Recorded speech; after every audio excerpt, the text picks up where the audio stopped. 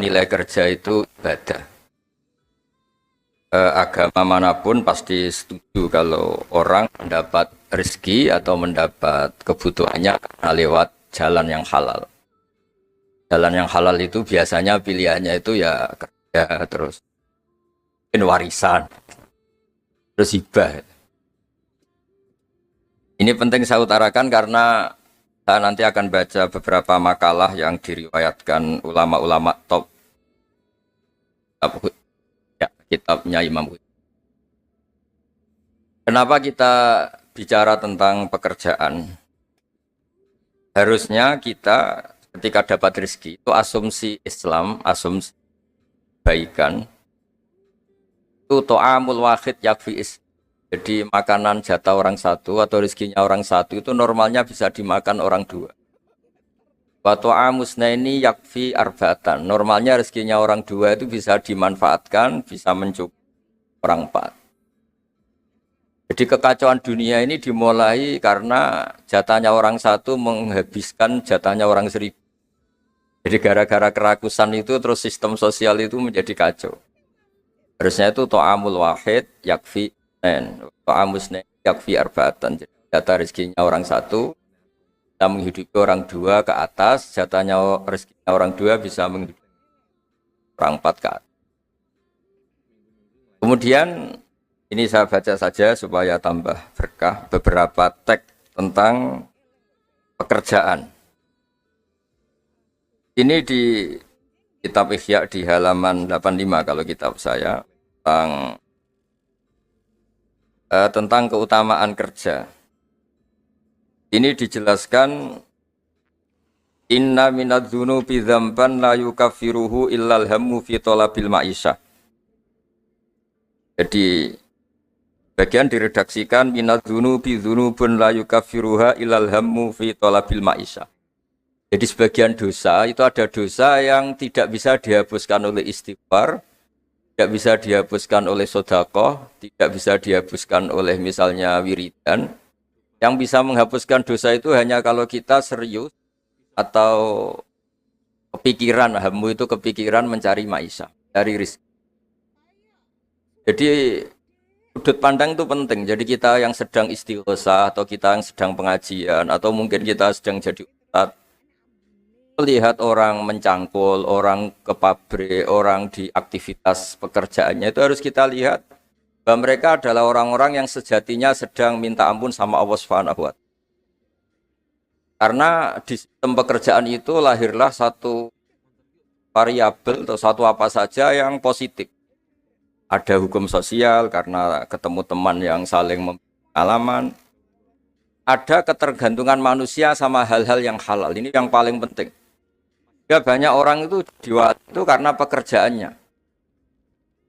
Misalnya orang bisa hidup itu sebetulnya karena makan nasi, minum air itu sesuatu yang halal.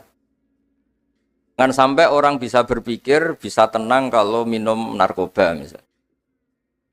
Orang bisa kerja karena digerakkan punya anak kecil, punya ibu yang renta atau punya keluarga yang membutuhkan. Jangan sampai orang kerja karena digerakkan oleh keinginan bernafsu karena hal-hal yang maksiat. Hingga status orang yang dagang misalnya atas sirusoduk yuhsaru yaumal qiyamati ma'as-siddiqin wa syuhada. Orang yang dagang kemudian dia benar, dia jujur, itu nanti makomnya kelas dia itu bersama para orang-orang yang meninggal syahid, pahlawan-pahlawan. Ini penting saya utarakan supaya cara pandang kita terhadap beragama. Jangan sampai misalnya kita beragama terus kemudian melihat yang ibadah itu yang datang ke masjid. Ya kita jam kerja kemudian ada pengajian, kita tidak pengajian itu dianggap salah karena nggak datang di masjid. Padahal kita datang ke pabrik atau ke pasar, nilainya sama-sama ibadah. Ini penting supaya cara pandang kita terhadap orang lain itu positif. Saya berkali-kali bilang, kalau ada tetangga saya meninggal, saya muji orang ini kalau malam tidur. Kalau malam mungkin ya lihat sinetron. Kalau malam itu ya santai-santai di rumah sampai. Kalau kita pakai sudut pandang maksimal.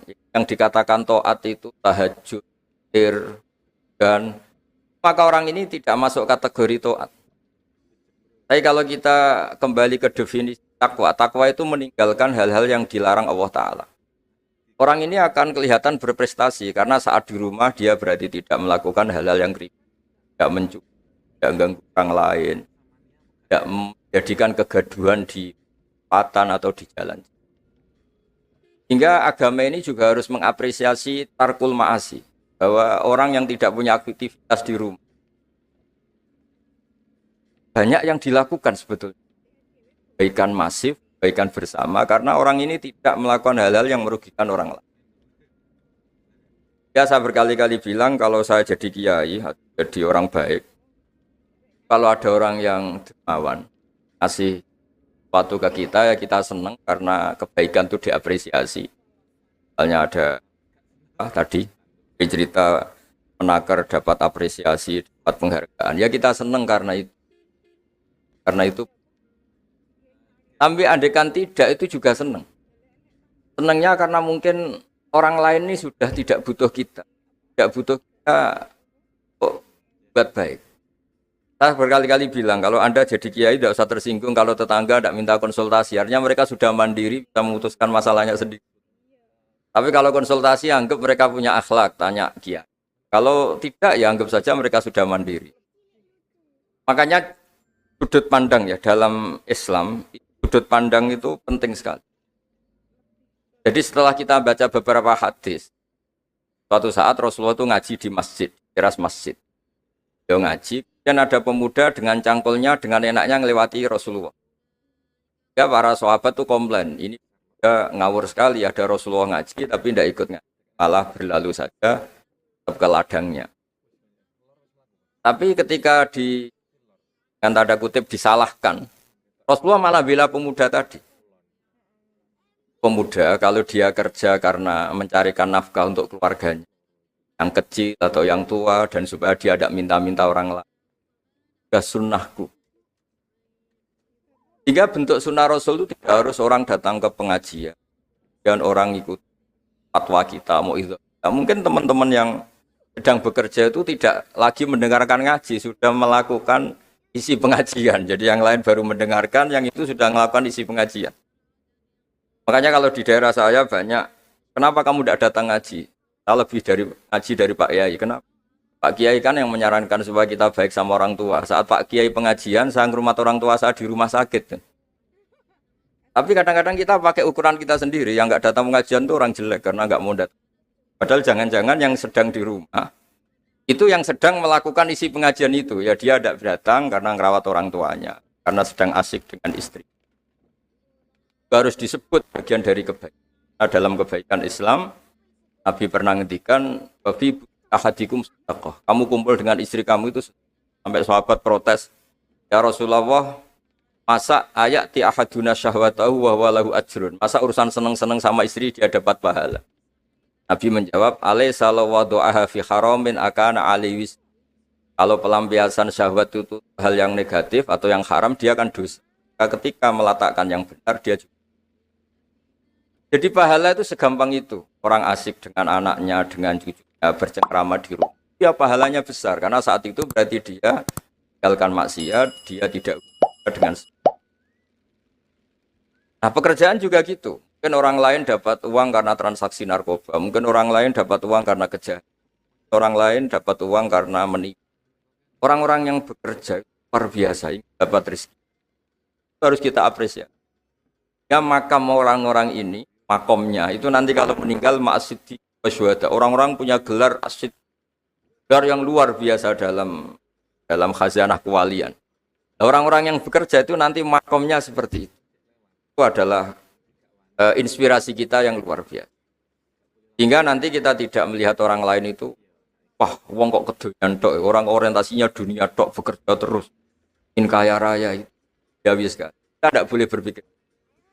Karena apapun banyaknya harta di tangan orang-orang halal, tangan orang-orang baik, pasti efeknya juga bisa melahirkan pekerjaan, bisa melahirkan kemanfaatan. Ya Nabi kalau muji pedagang itu, dari 10 rizki itu 9 berkahnya ada di pedagang. Karena kalau pedagang tuh kikir, sekikir-kikirnya pedagang, dia harus mengeluarkan uang, bayar supir, bayar satpam, bayar yang ngirim jasanya dan sebagainya. Ya uang tetap berputar. Tapi sebaik-baiknya Anda kalau tidak dagang itu mungkin uang ditabung, uang mandek. Ya potensinya itu ikhtikar. Ikhtikar itu menyimpan. Kalau ngelebihi kota tertentu, larang oleh. Karena saya nekuni keilmuan agama, maka saya hanya cerita bahwa betapa Allah itu ngapresiasi pekerja. Nabi Dawud itu seorang raja, kaya raya. Tapi beliau tidak mau makan illa mingkas biyadi, kecuali hasil hanya sendiri. Masyhur itu di riwayat, beliau seorang raja, tapi hanya makan kalau tembikar atau anyaman bambunya atau apalah. Pokoknya dari anyaman bambu itu terjual. Kalau hari itu nggak terjual ya nggak bisa makan. Padahal beliau seorang raja, saking ingatnya, supaya rezeki yang dia makan, yang beliau makan mingkas biyadi, dari hasil karyanya sendiri. Banyak kiai-kiai guru kita yang secara lahir kaya, tapi yang pondok yang untuk dirinya itu sekadarnya. Bahkan saking ekstrimnya di dunia kiai itu ada seorang kiai yang pisang tanam secara halal dan di tanah yang pasti halal. Setiap makan yang rofahiyah itu ya agak hura-hura itu. Kafaroi dengan makan pisang itu. Satu pisang dibagi-bagi dan itu dianggap kafaroh. Nah, kenapa cara-cara publik itu banyak rofahiyah? Rofahiyah itu begini misalnya. Mungkin kalau kita kiai kecil atau tokoh kecil atau siapa saja yang nasibnya kecil, mungkin kita muassis, kita pendiri. Misalnya ada kiai kecil kampung tertentu, dia pendiri. Tapi mungkin setelah kita jadi kiai besar itu, saya diundang masjid itu, dan kemudian posisi kita mendapat. Yang menjadikan kita harus tawaduk seperti tadi syairnya Mbah Mus tadi. Ketika kiai kecil pendiri masjid, tanah kita dipakai masjid, setelah kita kiai besar kok malah dapat uang dari masjid. Mungkin karena kita kuliah tidak pati pinter itu kelasnya jadi tokoh di pedalaman. Akhirnya kita mungkin apa di situ yang manfaat, pikiran, air, apa yang manfaat. Kalau kita kepinteran malah jadi orang yang terus hanya dengan negara itu mendapat, bukan memberi. Nah, hal-hal seperti ini harus jadi motivasi semua pekerja. Menteri juga mentalnya harus memberi. Pekerja juga mentalnya harus memberi. Maka dulu banyak negarawan kita bilang hubungan Anda dengan negara itu sejauh mana Anda memberi sama negara ini. Dan berpikir sejauh mana negara ini memberi kepada kita. Itu yang diajarkan guru kita, orang-orang kita, bahwa hubungan kita dengan negara, dengan orang lain itu yunfikun itu berkontribusi. Hingga saya ini termasuk kiai yang kalau ketemu orang yang terlalu baik sama saya ini saya sungkan karena hubungannya saya mendapat. Tapi kalau ketemu orang yang lebih lemah mungkin saya lebih pede karena hubungan kita ini memberi.